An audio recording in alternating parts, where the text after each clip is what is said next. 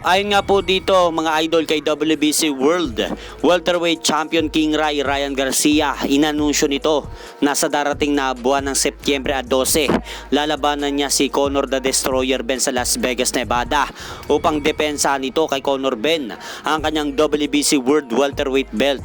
So mukhang nagkaroon na po ng bayag mga idol si Ryan Garcia na labanan si Conor Ben.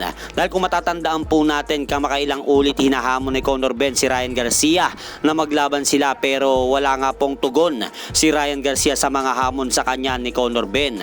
Pero sa pagkakataon pong ito, si Ryan Garcia na po mga idol ang gustong mangyari ang laban nila ni Conor Ben. Dahil siguro sa palagay ko mga idol kaya nagkaroon ng lakas ng loob labanan ni Ryan Garcia si Conor Ben. Dahil sa napanood ni Ryan Garcia ang laban ni Conor Ben kay Regis Prograis, kung saan hindi nga po maganda ang naging performance ni Conor Ben sa laban na yon kontra kay Regis Prograis.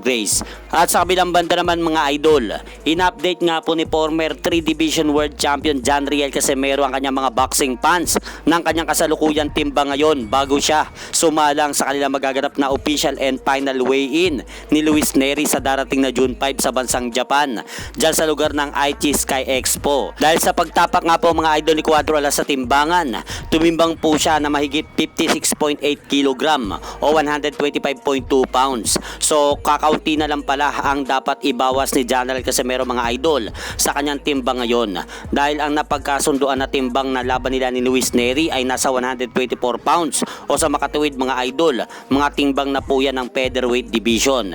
Pero ang tanong po dyan ng karamihan na nag-aabang ng laban nila Luis Nery at General Casimero, kung matutuloy ba sa June 6 ang kanila magaganap na bakbakan. Dahil kung matatandaan po natin mga idol, kahapon inanunsyo ni Koki Kameda na posibleng hindi matuloy ang laban ng John Riel Casimero versus Luis Pantera Nery sa darating na June 6 dahil sa financial issue. Pero ang mahalaga mga idol, konti na lang ang ibabawas ni Cuadro Alas sa kanyang timbang upang makuha na niya ang tamang timbang sa kanilang magaganap na laban ni Luis Nery. Dahil kahapon din mga idol, matapos sabihin ni Koki Kameda na posibleng hindi matuloy ang laban ng John Riel Casimero versus Luis Pantera Nery sa darating na June 6 dahil sa financial issue, ay nagpahayag naman ang Abema TV na tutulungan nila ang gagawing boxing event ni Koki Kameda upang ipalabas sa kanilang channel ang boxing event na yan.